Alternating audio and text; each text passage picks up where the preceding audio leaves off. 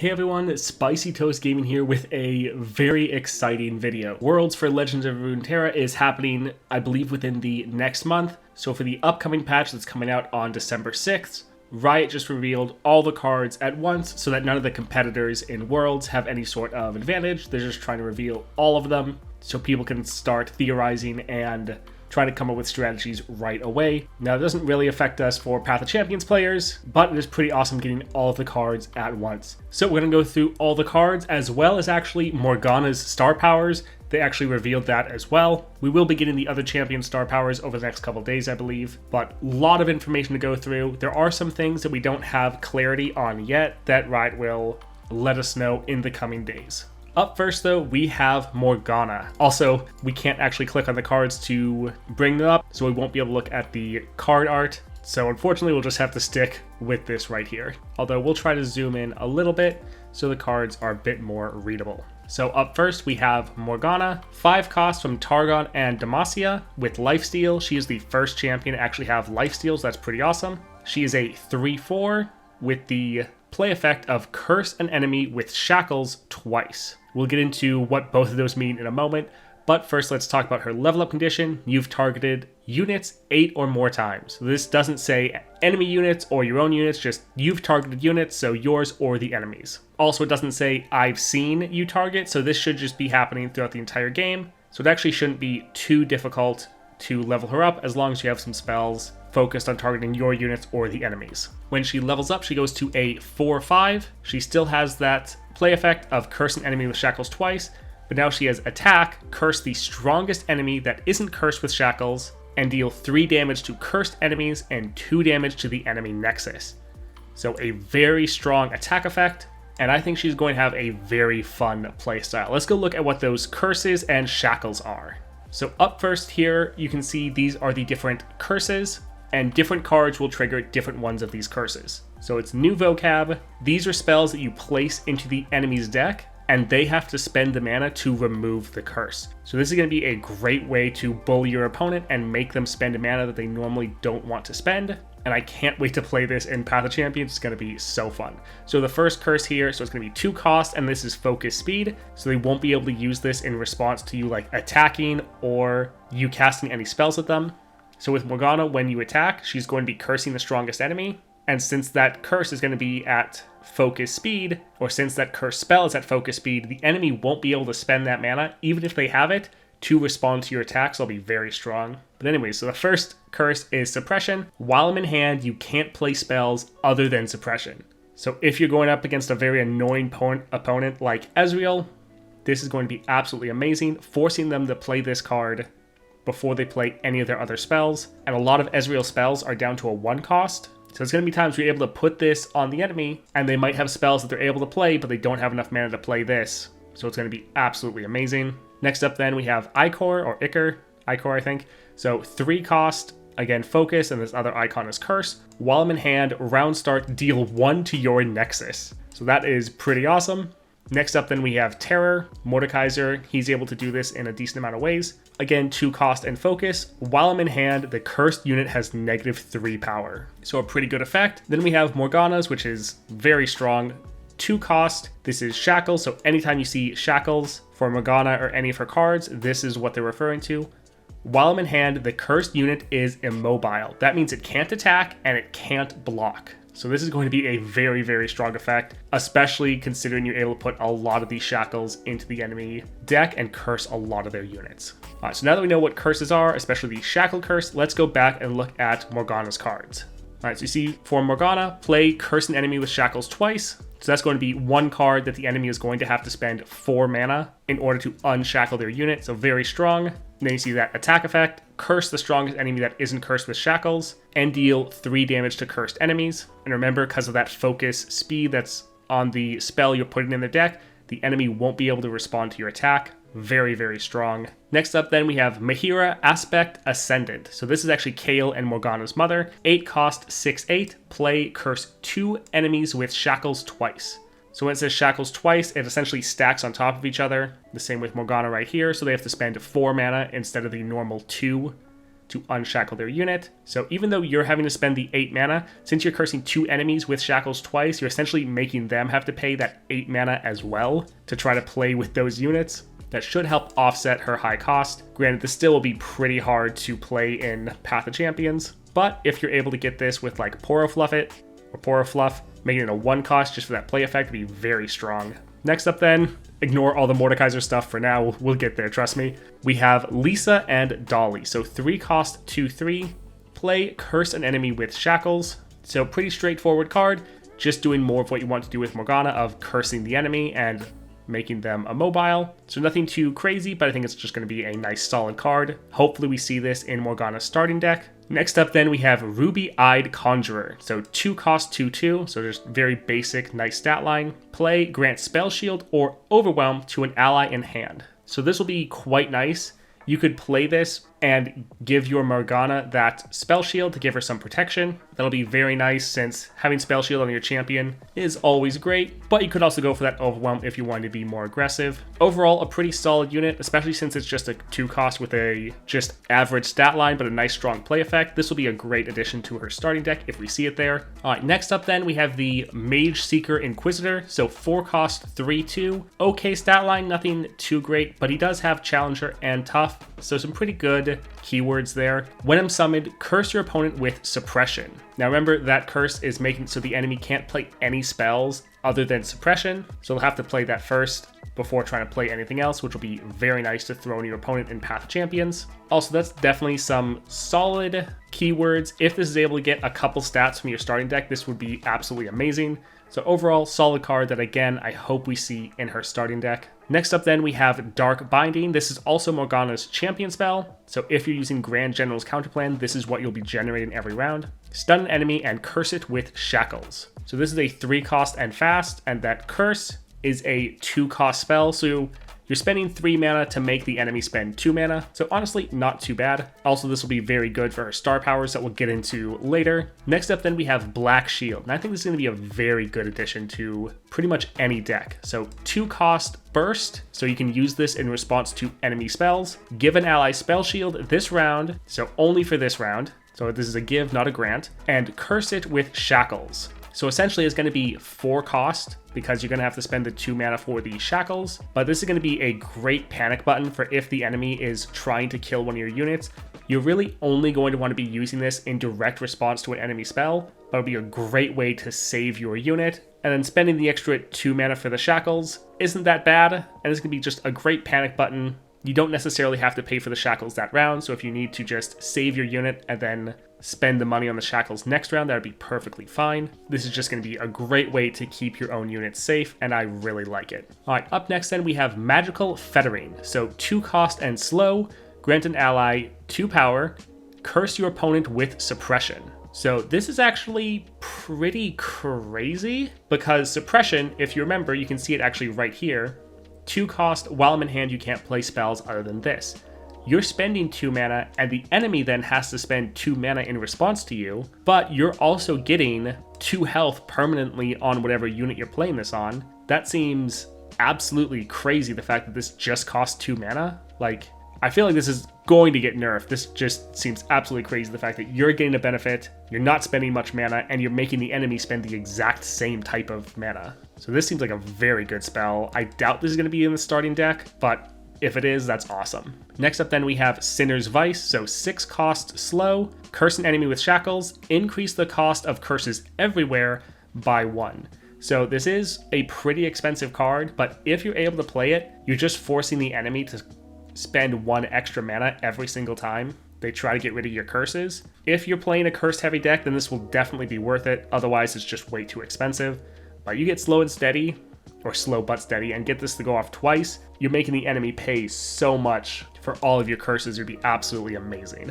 All right, so that's it for the Morgana cards, but let's actually go look at the star powers that they released with Morgana. So here we are on Twitter, and Legends of Runeterra, in their teaser trailer where they showed the champion, they actually put their star powers in there. Just want to do a massive shout out to Riot. Awesome job. This is really, really encouraging. It just shows that you're actually taking Path of Champions very seriously, and I really appreciate this. Just great job. This is amazing. Anyways, for these star powers, the first star power, when you target an enemy, curse it with shackles.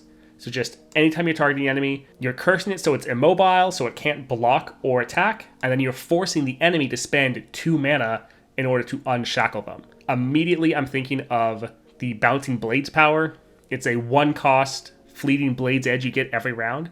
Just throwing that at the enemy every single round and constantly cursing their units is going to be absolutely amazing. I love bullying the AI, either making them discard cards or making them have higher cost reduction, so this is going to be so much fun. Next up though, we have Crushing Guilt. So +1 starting mana, round end deal 2 damage to cursed enemies and 1 to the enemy nexus for each curse in their hand. So just further incentivizing you to try to curse the enemy as much as possible. This is also pretty much doing the same thing as Morgana's attack. So again, just further doubling down on being able to deal damage to all the cursed enemies and even the enemy nexus. The last star power then, same thing as the first one with when you target an enemy, curse it with shackles. And now also increase the cost of enemy curses everywhere by 1.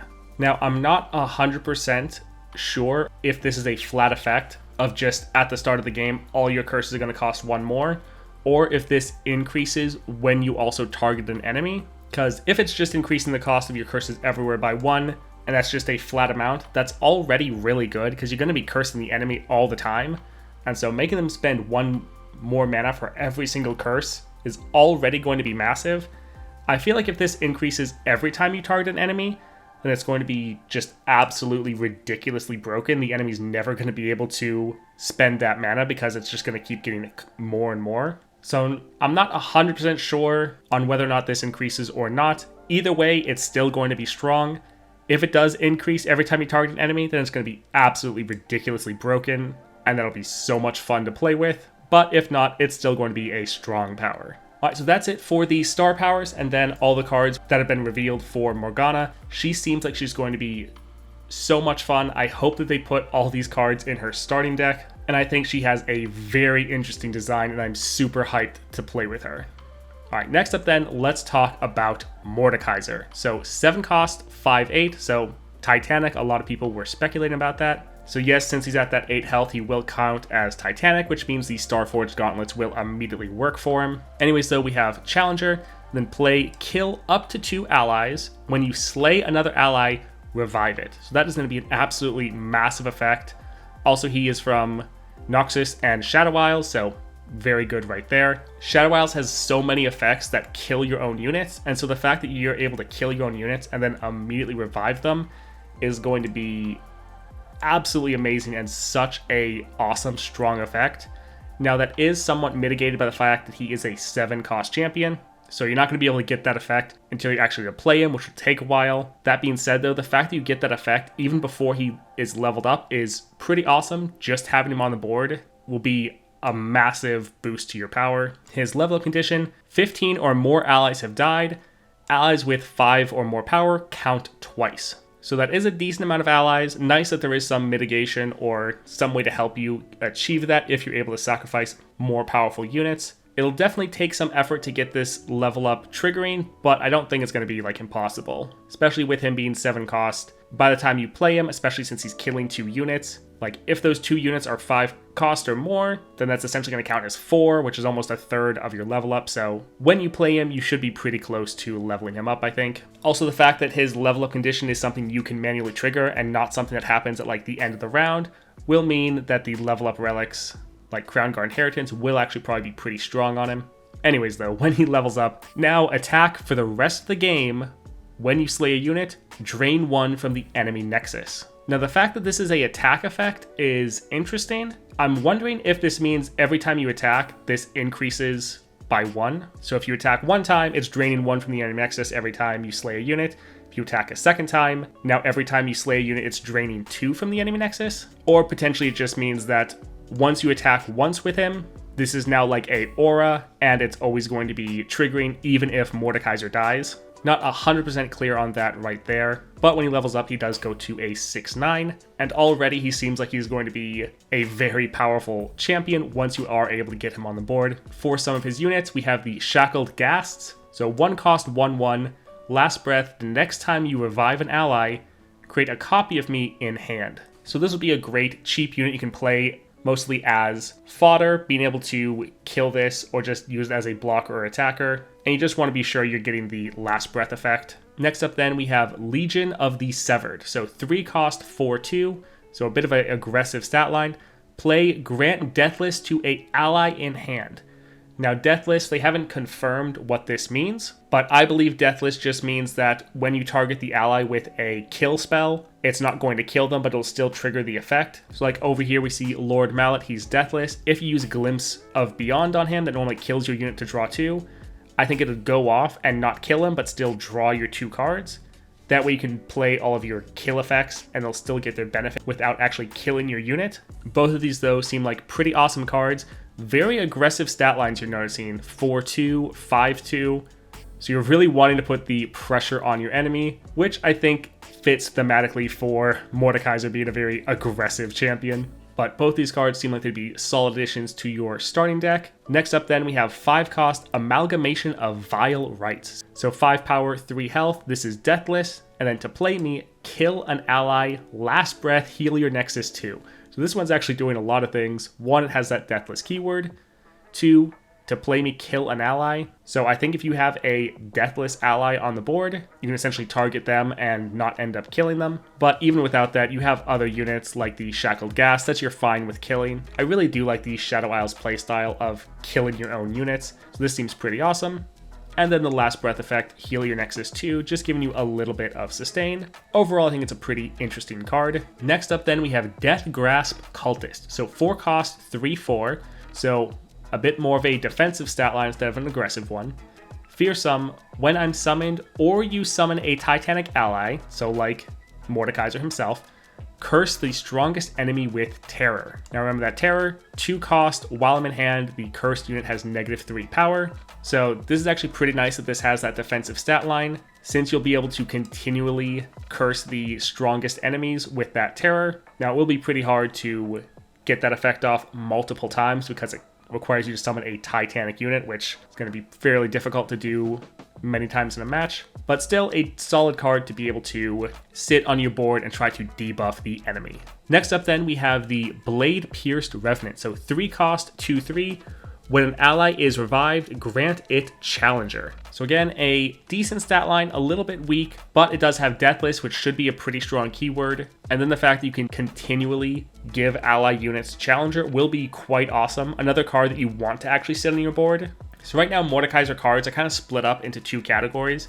There's a couple that you just want them to sit there and you don't want them to die. And then you have a bunch of other very aggressive cards that you're fine with throwing at the enemy, and if they die, that's fine. Next up then we have Iron Legionary. So 3 cost, 5/1, so very, very aggressive stat line. Play, deal 3 to an ally, 2 deal 3 to an enemy. So you have to hurt your own unit to damage an enemy unit. Now I do wonder if this will work with the Deathless keyword, because depending on how Deathless works, if it's just a kill spell that it blocks, then this might still go through it. But it could just be when this card is targeted by a ally, like any negative effect doesn't go through. So it will be interesting if this will end up killing your own units that are Deathless or not. Overall though, solid unit for pushing a lot of damage early, both to an enemy unit, but then also attacking. For Mordekaiser, it's really looking like you're going to want to have some Overwhelm because many of your cards are just very aggressive in their stat lines. Next up then we have Threshold of the Grey. So 2 cost landmark, play, curse an enemy with terror. When you summon a Titanic ally, destroy me to draw 2. Interesting. So it somewhat pays for itself because you're spending 2 mana, but you're making the enemy spend 2 mana to get rid of their curse. So not too bad. And then when you actually summon a Titanic ally, you get to draw 2. So overall, pretty solid landmark. You just will want to make sure you're not playing this too long before you actually play your Titanic unit. You don't want it just sitting on your board taking up space for most of the game. Next up then we have Realm of Death. This card cracks me up. I think it's hilarious. This is also Mordekaiser's champion spell. So it's 10 cost, slow. An ally starts a free attack challenging the strongest enemy. Kill all other units. I think that's just hilarious. The fact that you just have this like one-on-one duel and then just everything else is dead. Granted, if Deathless works the way I think it does, then all of your own units that have Deathless won't actually die. But this does seem like a very dramatic and fun spell. It's going to be very memorable every time you cast this spell. It's going to feel awesome to play, and I really look forward to it. Next up then we have Death's Grasp. So kill an ally to deal 5 to a unit. Now 5 cost, 5 damage for just 3 cost, that's not too bad. And then you're totally fine with killing an ally, and then if it's a deathless ally, I think it won't actually die. Again, with deathless, we are somewhat speculating, but still overall pretty solid spell. Almost wish this was his champion spell, because then running Grand General's counterplan would probably feel pretty good on him. Alright, and then last up for his cards, we have Indestructible, 3 cost burst, grant an ally deathless. So this seems like a lot of mana to spend for just that keyword. So it's hard to say whether or not this is good based on the fact we don't know exactly what this keyword does. And this really will be an investment of, are you actually going to get worth out of this unit being deathless? Are you going to be able to potentially play a lot of slay spells on them that you're then benefiting from? So you'll definitely need to have a deck built around this to make the most out of it. So it will be pretty niche, but in some situations, this will probably be very nice to have. All right, that's it for Mordekaiser's cards. We don't know what his star powers are yet. They haven't released that at the moment. That'll probably be in a couple days, I think. But so far, Mordekaiser is looking like he is a lot of fun. I personally love the dark or more evil themed champions. I think they're a lot more interesting and fun to play. And so far I am loving this set. Both Morgana and Mordekaiser look like they're going to be so much fun. Alright, next up then, we're going to talk about Elder Dragon. So 12 cost dragon. This is a Runeterra champion. He has Fury, is 10/10, and has an origin aspect of the dragon. I cost 1 less for each different dragon boon you've played this game, and then play every dragon boon on me. So let's go look at what his origin is and what those aspects are. So down here you can see aspect of the dragon. You may put any followers that cost 6 or more into your deck during deck building. When you play a unit with 6 or more base cost, so even if it's reduced down by cost reduction, that doesn't matter. As long as it has a base cost of 6 or more, you pick one of 2 dragon boons to play on it. So when you play a unit that's 6 or more of base cost, it'll give you a random selection of 2 of the dragon boons, and then you get to select one of them to play on that unit. And then every time you're playing one of those dragon boons, so essentially every time you play a 6 or more cost unit, you're reducing down the cost of your Elder Dragon. Now those different boons, we have the Oceanic Will, Heal Allies, and your Nexus 2. Also note these all count as skills. Next up then, Mountainous Vigor, grant 1/1 and Tough. Infernal Might, grant it 1/1 and Fearsome.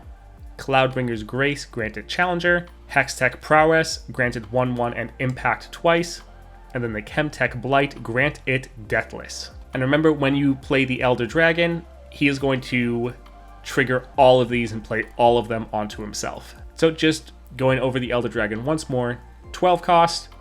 I cost 1 less for each different dragon boon you've played this game. So every time you play a 6 cost unit, he's going to get cost reduced essentially. And then play every dragon boon on me. So even though he's a 10/10, this is going to be much, much higher because of all those dragon boons. And then level up, your allies have attacked with 75 or more total power. This seems like it's going to be very difficult to do, but he is very much a late game ramp deck. Also, he's Titanic, so if you want to use the Titanforge gauntlets, they will work on him as well. Once he's leveled up, he now just has the text, "I cannot be stopped." So we don't know exactly what that means, but I think that just means he can't be frostbitten, potentially maybe not stunned. Maybe that means he can't be blocked. Not exactly clear what this means exactly, but he's going to be unstoppable, and he's going to be a 30/30 in addition to all those dragon boons he's going to have on him. So if you level him up, it's probably an effect of he's probably just going to end the game. So you might want to play Crown Guard Inheritance on him just to double down on him leveling up and ending you the game. Alright, so let's take a look at some of the dragon spells or dragon cards we're getting with him. We have the Ocean Drake, so 6 cost, 3/5 with Elusive. When you play a fast spell, slow spell, or skill, heal your Nexus 1. So this would be great for Annie or Jin, and will also be good for the Elder Dragon because every time you're playing one of those dragon boons, it counts as a skill, so this will be healing your Nexus. Not too crazy of a stat line, but that kind of makes sense since it has a pretty strong effect and is elusive. Next up, we have Dragon Allegiant. So 2 cost, 2/3, pretty good stat line. When I'm summoned, draw a dragon if you behold a dragon. So if you see another dragon in hand and you play this, you'll draw another dragon. Seems pretty good. Next up then we have Gentle Gem Drake. So 6 cost, 6/5, pretty good stat line. Fury, and then when you play a fast spell, slow spell, or skill, grant other dragon allies 1/1. So again, really working with those spells and skills. And yep, those dragon boons count as a skill, so that is going to be very helpful to just have this on your board, buffing up all your units, or at least all your dragons. Next up then, we have the Dragon Worshipper. So 4 cost, 3/3. When I'm summoned, heal your Nexus 2, gain an extra mana gem next round. So it kind of seems like that mana gem will potentially be temporary, since it only says gain an extra mana gem that round, but wording can always be a little bit unclear, so it might be a permanent mana gem, you just only get it next round. Regardless though, this will be a pretty nice effect, giving you a bit of sustain and also helping you ramp up a little bit faster. You are playing a very slow deck, so having this in your deck early would be very nice. Next up, we have Hisho, Shell of the World. So 9 cost Spell Shield with a 9/9 stat line. Each round, the first cards you play cost 9 less. So that is absolutely massive. Like, this is going to be a very expensive card to play, but if you do, you're getting crazy cost reduction from it. This is going to be something, if you can find this with Poro Fluff, so this is a 1 cost, and you still get that effect, this would be absolutely amazing. Next up then, we have the Cloud Drake, so 6 cost dragon with a 6/6 stat line. Fury, when I'm summoned, reduce the cost of all allied units in hand by 1. So giving you some nice cost reduction, and then a solid stat line will be a pretty simple and straightforward card, but just giving you some nice cost reduction. Next up, we have Altis the Gallant, so 7 cost, 7/6. With Fury, your dragon boons target all dragon allies. So again, a very solid card. It's kind of a struggle because a lot of these cards, you want to play them right away so that all of your other cards get the benefit of it. Like, you want to play this one so all your future dragon boons target all enemies. You want to play this one first so all your other cards cost a little less. You want to play this one, the Ocean Drake, first so that it's going to heal your Nexus, or the Gem Drake so it can grant your other dragon allies 1/1. It is going to be a struggle finding out which one of these you actually want to play first, but that'll probably depend on the situation in the game. Alright, next up we have his champion spell, so it's the Primordial Roar. 8 cost, burst, refill your mana to full. Once you're able to play this, you can essentially play it for free. Really nice right there. Draw all 6 cost followers from the top 6 cards of your deck, and then create an Elder Dragon in your deck. So actually a pretty solid card. It'll be a while before you can actually play this, but once you can play it for free. You get some great draw to get some more dragon boons going. And yeah, I think this will work out quite well. It's going to be a great champion spell, even though it is so expensive. All right, that's about it for the Elder Dragon. Again, we don't know what his star powers are going to be yet. He seems like he'll be a very fun champion, or at least has the potential to be a fun champion. Should be very strong, but very expensive, so you really have to have a ramp playstyle for him. I think it's awesome that they made a champion themed around the different dragons in League of Legends. I think that's pretty funny. He does seem a bit like a meme, but for Path of Champions, we're all about that. Really looking forward to seeing what they do with him. And for a long time, we've wanted a dragon champion, namely Shyvana, but now we have another one. Should be a lot of fun to play with him and just have a board full of giant scary dragons. All right, there's some other variety cards. Let's just touch on those to finish up. So up first, we have the Charlatan Fishmonger. So 4 cost, 4/4. Round start, all players draw 1, then grant your opponent's card fleeting. I think this is pretty awesome. Again, I love ways to bully the AI. So being able to draw a card, especially when the enemy isn't going to have mana to play whatever card they draw, and then they have to end up discarding it, I think that'll be pretty awesome. Not a crazy card by any means, but with a couple items, this could be a great addition to your deck. Next up then, we have the Red Barbed Razor Mace. So 4 cost, 4/4 Reptile. Overwhelm, Nexus Strike, curse your opponent with Ichor. Now remember, that is when I'm summoned, round start, deal 1 to your Nexus, and this costs 3, so more expensive than the other curses. So if this is able to hit the enemy Nexus, this will actually be able to do pretty well, since it's not only hitting the Nexus, so dealing damage to it, it's also then going to potentially be doing more damage and forcing the enemy to spend a good chunk of mana. This is actually going to be a really solid card. Next up then, we have Yaduski Snowdog. So 2 cost, 2/3, attack, grant the top 2 allies in your deck 1/1. This is actually very similar to one of the Mecha Yordles that essentially does the same thing. And that's a pretty solid card, so I think this is also going to be pretty solid. Next up, this is probably the card that I love the most. So Tomb Raider Barbara. So 3 cost, 3/2. Each round, the first time another ally dies or last breath, create a lucky find in hand. Now this card is absolutely adorable. I wish we could open up the card art to look at it. This card is actually featured in a different one of the Lucky Find cards, and I thought it was really cute there. So the fact that they made it its own card is absolutely amazing. I just think this is the cutest thing ever, and I love this card. I wish I could look at the full splash art right now. Next up then, we have the Honest Crooper. So 3 cost, 1/3 with Brash. When you play a card with my cost equal to my power, grant me 1/1. So this would be a very interesting card because you play a 1 cost, then he's going to go to a 2/4. You play a 2 cost, he's then going to go to a 3/5. So it's going to be an interesting little mini game of trying to stack this up as much as you can. Probably not worth it in most situations, but I think it's a card with a fun concept. Next up then we have the Mari Reef Spire. So 2 cost landmark. When you spend mana on a unit, refill 1 spell mana. So that's actually a pretty strong effect. Next up then we have Ancient Malediction. So 2 cost burst, curse an enemy with terror.